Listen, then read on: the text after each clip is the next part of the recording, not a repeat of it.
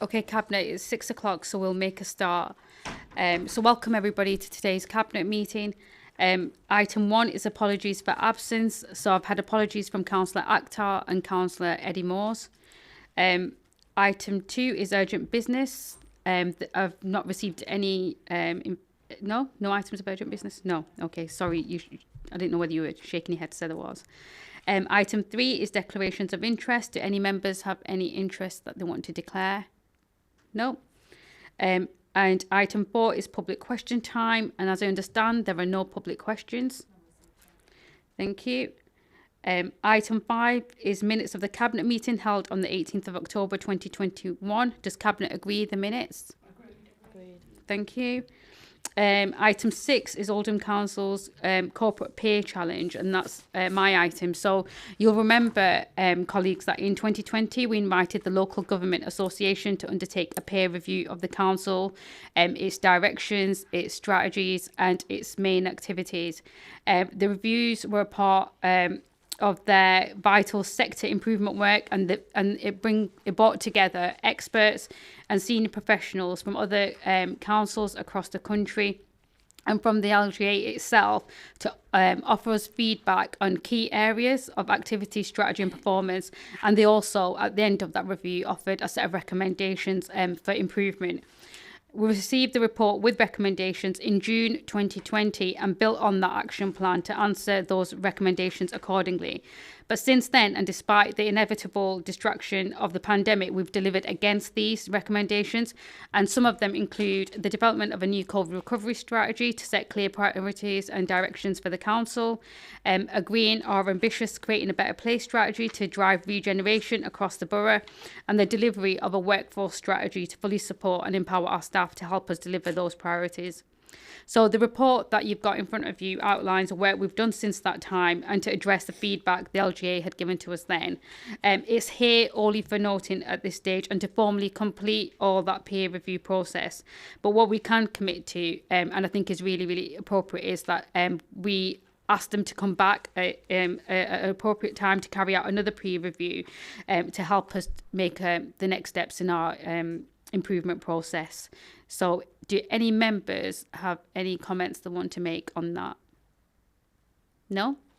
Okay, do members agree the report? Agreed. Thank you. So the next item is final accounts. Councillor Jabbar. Thank you very much, Chair. So normally we do this much earlier part of the calendar year, but unfortunately there's been some significant delay in getting our accounts approved for last financial year. But I'm pleased to say it's here now today. And the auditors have given us a very clean bill of health with very minor recommendation. I think the good thing to report, Chair, is that we're in the top 9% in the country for finishing our accounts within the statutory timetable. So I think it's great that despite all the challenges that we've had with COVID, colleagues in the finance department have been able to fulfill this statutory duty in time, and they've done it well, as vindicated by the external auditor in the report. It's also worth reporting, Chair, that we've had a positive outturn of just over £2 million for the last financial year.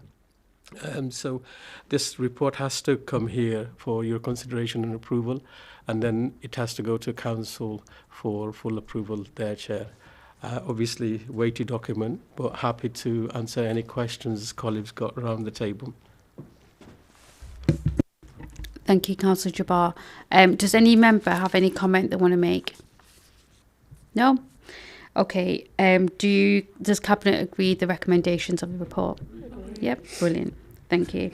Item 8 is back to you, Councillor Jabbar. It's Treasury Management Mid-Year Review 2021-22. Again, Chair, this is a statutory report that Cabinet needs to consider. Essentially, it's dealing with all the codes and the good practice that we have to follow in terms of managing the council finances. There's nothing concerning that you need to be worried about. I think the finances in the council is in good order. Again, this report needs to go to full council after the Cabinet has approved it, and I'm happy to answer any questions that colleagues got. Thank you, Councillor Jabbar. Any questions or comments for Councillor Jabbar? No? Okay, do members agree the recommendations of that report? Agreed. Brilliant, thank you. So the next item is item 9, which is the refresh of the Greater Manchester Voluntary Sector Accord, which is my item. So this is an agreement between the 10 local authorities, the Greater Manchester Health and Social Care Partnership, and it's about how we're going to work together with the voluntary sector to strengthen our relationship and support for them better over the next 5 years. I think members certainly across this organisation can agree that our work with our voluntary sector was absolutely exemplary over the pandemic period. I don't think we could have done it without them. They were important in our response to the recovery, and they're going to be just as important in our recovery to the pandemic.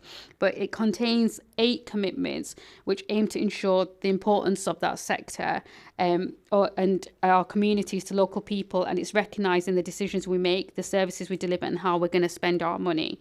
There is an annex in the report that outlines just some of the work we're doing to strengthen the relationship with the sector and set out under each of the commitments within the accord. But as you can see, we've got really, really strong relationships within across the sector, and our ambition is to improve those further through a better funding model. As you know, that they don't get funded. They have a really, really laborious exercise to go through to compete for funding, and it shouldn't be that. So we have to demonstrate our value to that sector.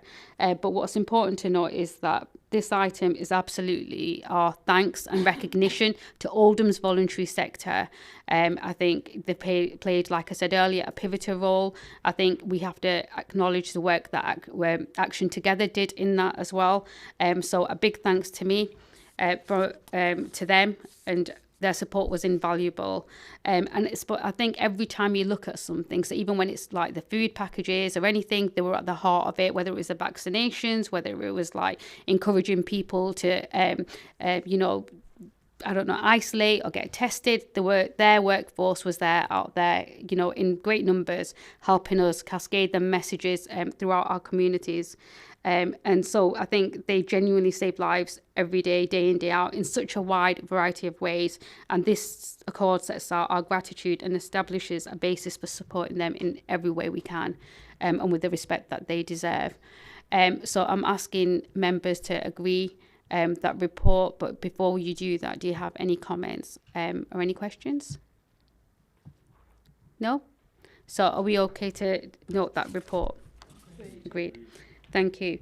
And then item 10 is mine again. So it's Oldham performance based. So it's the appointment of the design team.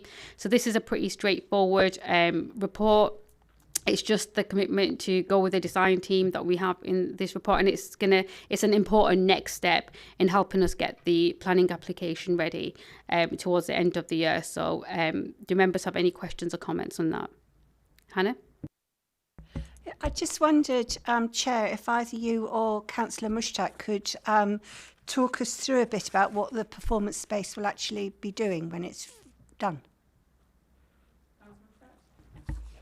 Yeah, so effectively the current Coliseum will be moving into that space, and hopefully will be the main performance space for Oldham. And as you know, we're creating the Heritage Centre also in that space, so it's going to provide the cultural offer.